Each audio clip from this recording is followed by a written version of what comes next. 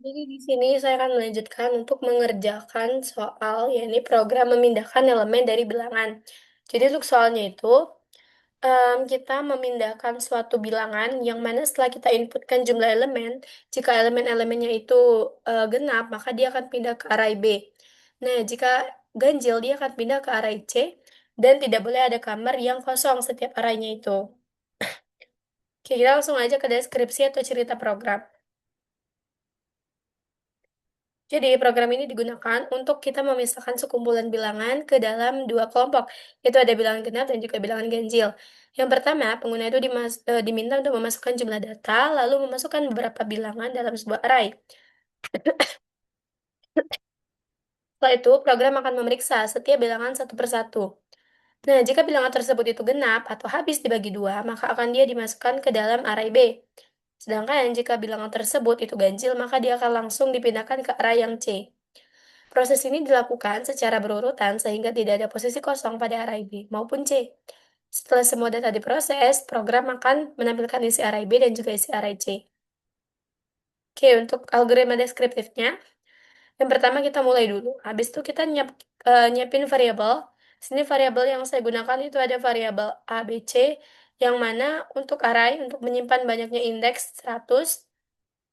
Jadi ini ada array A yang menyimpan indeks maksimal 100, B juga 100, dan C juga 100. Lalu di sini ada integer juga, sebenarnya ini bisa sih nggak dipisah ya, cuma nggak apa-apa. Kita memisahkan bahwa itu adalah bukan array. Jadi n itu sebagai jumlah elemen, nantinya kita masukkan jumlah elemen ini akan disimpan di variabel n. Lalu I sebagai indeks perulangannya, B dan C sebagai indeks array B dan C, lalu input jumlah elemen, setelah itu input elemen array A sebanyak N data yang sudah kita masukkan, mau berapa. Setelah itu setting nilai awal B itu 0 dan juga C itu 0. Di situ kita lakukan perulangan dari I sampai dengan 0 sampai dengan N-1. Nah, jika A indeks ke I itu adalah bilangan genap, dia simpan di B, indeks B, lalu kita tambahkan nilai B-nya. Jadi dia akan tersimpan terus di B, dan B itu akan nambah B++. Lalu jika indeks ke I itu adalah bilangan ganjil, maka kita akan simpan ke C, indeks ke C, dan C itu akan bertambah. Lalu tampilkan isi array B dan juga tampilkan isi array C. Oke, untuk flowchart-nya nanti ya. Kita penjelasan program dulu.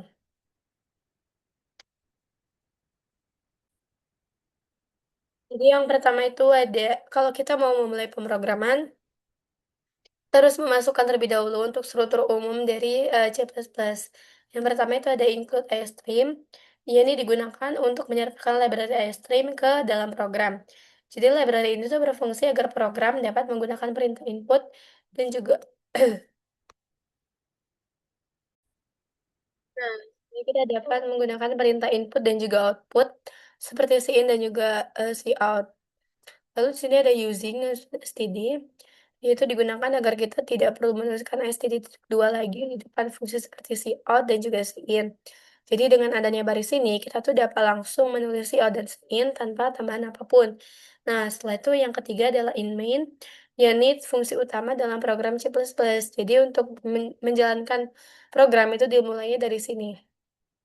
Setelah itu ada tanda kurung kerawal buka ini yang menandakan awal dari semua blok kode dalam fungsi main. Semua perintah program akan ditulis di dalam blok ini. Nih, misalnya itu ada integer A dengan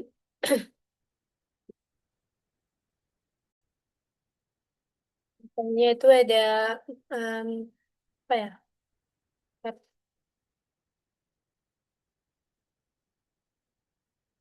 Dan itu ada ini dari integer pendeklarasian dari n, i, b sama dengan 0, kemudian c sama dengan 0. Itu kita mendeklarasikan variabel yang nantinya itu akan digunakan di dalam pemrograman ini. Nah, untuk settingan awalnya itu adalah B sama dengan 0, kemudian C sama dengan 0, yang menandakan bahwa jumlah dari bilangan genap dan jumlah dari bilangan ganjil itu masih 0, karena belum kita jalankan.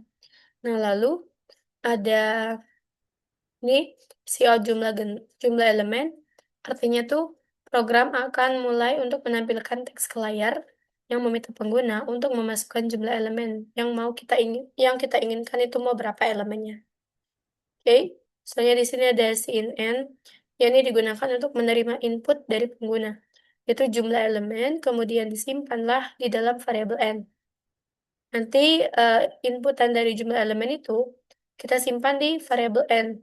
Jadi misal, kita jumlah elemennya itu adalah 4. Nah, 4 ini nih akan disimpan di variabel n, gitu. Soalnya di sini ada cout input A, ini kita menampilkan teks ke layar sebagai petunjuk bahwa pengguna itu harus memasukkan data ke dalam array A. Nah, selanjutnya ada perulangan yang mana ini perulangan untuk kita menentukan, menginputkan dari input elemen-elemen yang ada di A, itu perulangannya itu berjalan dari I sama dengan 0 sampai dengan I dikurang N, artinya 0 sampai dengan N ya, yang artinya perulangan ini akan dilakukan sebanyak jumlah elemen yang dimasukkan oleh pengguna. Jadi ketika kondisinya itu tidak memenuhi lagi, artinya dia langsung ngecetak, artinya dia langsung berpindah ya, dia langsung, mencari dari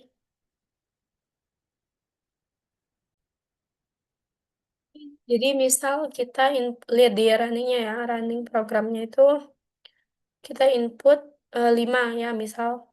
Coba kita lihat di sini.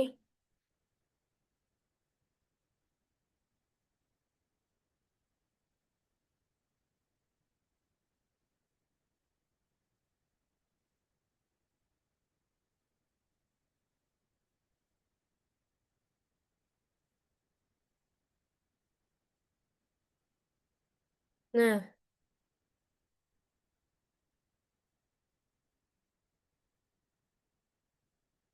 jadi misal nih, kita input 5 ini, lalu di sini tuh akan disimpan di variabel n gitu kan. Coba kita ulangin dulu untuk, penjelasan programnya kali ya. Oke, untuk nomor 12. Oke, di nomor 12 ini digunakan untuk menerima input dari pengguna dan menyimpannya ke dalam array A pada indeks ke I. Lalu di sini ada tutup kurung kerawal yang menandakan akhir dari blok perulangan for yang digunakan untuk mengisi array A. Lalu di sini ada perulangan, untuk digunakan untuk memproses setiap elemen dalam array A. Lalu di sini ada pembuka dari elemennya itu sendiri, kalau dia memenuhi artinya dia akan mulai untuk menjalankan kondisi yang ini. Nah, di kondisi yang ini tuh, jika A indeks ke itu, hasil bagi dengan 2-nya adalah 0, maka dia akan cetak ini.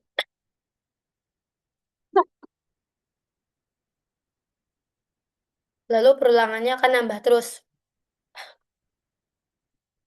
Kemudian di sini ada tutup dari else, itu, eee, apa, menyimpan nilai bilangan ganjil dari array A, ke dalam array C pada indeks ke C. Lalu di sini ada C++ yang digunakan untuk menambah nilai C sebesar 1 agar indeks berikutnya pada array C itu siap untuk digunakan. Lalu di sini ada tanda kurung kurawal yang menandakan akhir dari blok else. Kalau blok else ini udah nggak terpenuhi lagi, maka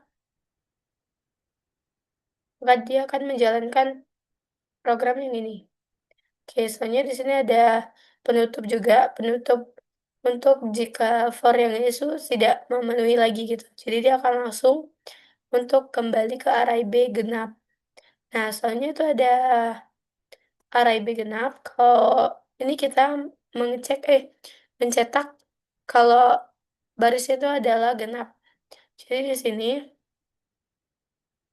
menampilkan teks ke layar. Jadi program itu menampilkan teks ke layar sebagai penanda bahwa data yang akan dimasukkan ditampilkan itu adalah bilangan genap gitu kan. Di sini ada perulangannya di mana I sama dengan 0, dengan kondisi I kurang dari B, artinya dia akan berjalan sampai dengan 0 dikurang B-1 gitu. Nah, karena jumlah data genap, maka dia akan disimpan di variabel B yang diikuti dengan tanda spasi ini. Lalu di sini kita tutup perulangannya, dan di sini kalau dia udah nggak memenuhi kondisi lagi, dia akan masuk ke array C. Nah, di array C ini, program akan menampilkan teks sebagai penanda Oh, yang berikutnya, itu dia akan ngitung jumlah dari array C atau jumlah dari elemen ganjilnya. Tuh ya, untuk perulangannya di mana I sama dengan 0 sampai dengan C-1, karena kan dia nggak sampai C banget. Dia kurang dari C, artinya dia -1 ya. Nah, selanjutnya itu ada kalau dia benar kondisinya, dia akan masuk ke cetak dari jumlah dari C ke I itu di plus-plus, di spasi. So, program selesai. Oke, coba kita lihat hasil running dan juga penjelasannya ya. Oke, untuk hasil runningnya itu sendiri,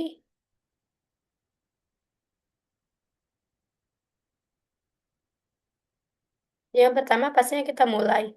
Lalu kita memasang variabel di memori, yaitu ada variabel A, variabel B, variabel C.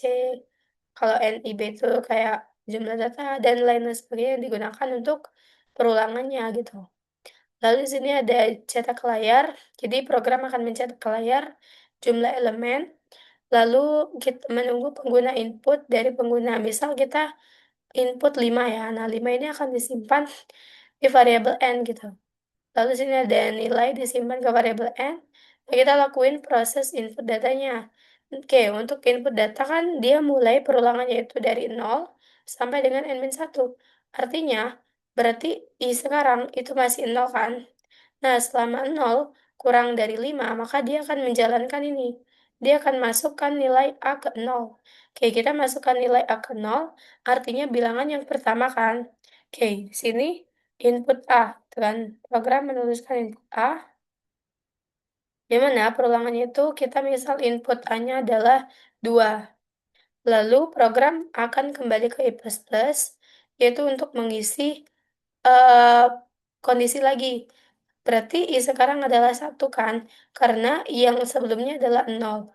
0 ditambah 1 artinya 1. Jadi 1 kurang dari 5 nggak? Iya. Kalau iya cetak, masukin A kedua A ke satunya berapa? Misal kita masukin 3 ya. Nah, lalu kita kembali lagi ke I++ kan, kita cek kondisi lagi, apakah 2? Sekarang kan 2 karena tadi 1. Jadi apakah 2 itu kurang dari 5? Kalau iya, kita akan cetak lagi. Oke, misal kita cetak A kedua itu adalah 4. Lalu kita langsung aja lah ya. A ketujuh adalah A ketiga adalah 7, lalu A keempat adalah 6. Nah, ini input A-nya udah. Nah, kita lihat di sini. Ini kan sampai A keempat ya. Karena kalau dia 5 dia tuh nggak memenuhi kondisi lagi. Karena 5 itu nggak kurang dari 5. Dia hanya sama dengan, kan. Karena di sini kurang, jadi ya 5 itu nggak termasuk. Makanya di sini tuh cuma sampai array keempat aja, gitu. Nah, sebenarnya kita masuk ke sini, karena yang ini tuh nggak memenuhi lagi ya. Jadi isi array A sekarang itu adalah 2, 3, 4, 7, dan 6. Oke, sekarang kita proses pemindahan dari array A ke array B, yang genapnya pindah ke array B dan yang ganjilnya pindah ke array C. Di sini kita setting nilai awalnya itu adalah B sama dengan 0, sama dengan 0. Kita masuk ke perulangan. I sama dengan 0, artinya I sama dengan 0 itu, mmm, I ke 0 itu adalah 2. Nah, karena 2 itu sisa hasil bagi dengan 2-nya adalah 0, maka kita pindahkan sekarang di array B ini diisi dengan, array ke 0 yaitu 2, jadi plus plus 1. Ya, kita lihat di sini, lalu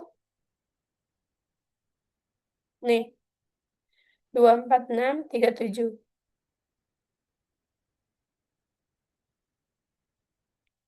Sekarang kita masuk ke, lagi, berarti ini, jika kita masuk lagi berarti I sekarang adalah 1.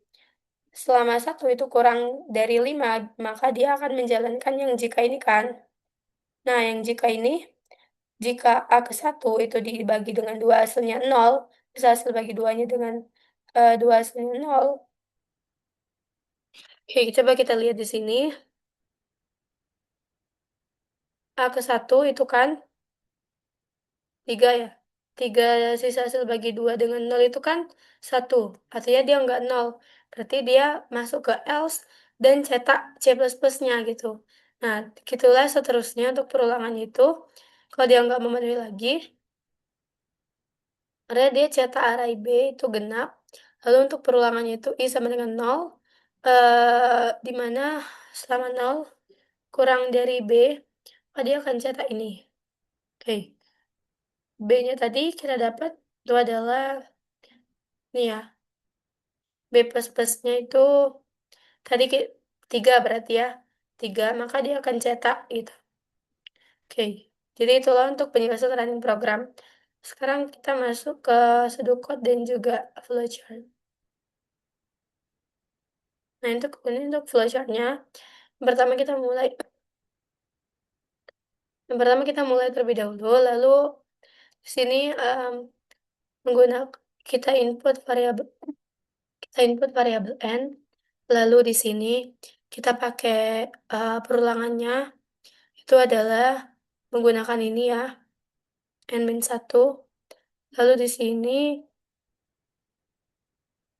eee, input A gunakan jujur genjang. Oke, lalu jika dia benar, dia akan masuk terus ke sini dan I plus plus. Tapi kalau dia salah, dia akan ke perulangan ini. Nah, di perulangan ini, kalau dia benar, dia akan masuk ke kondisi.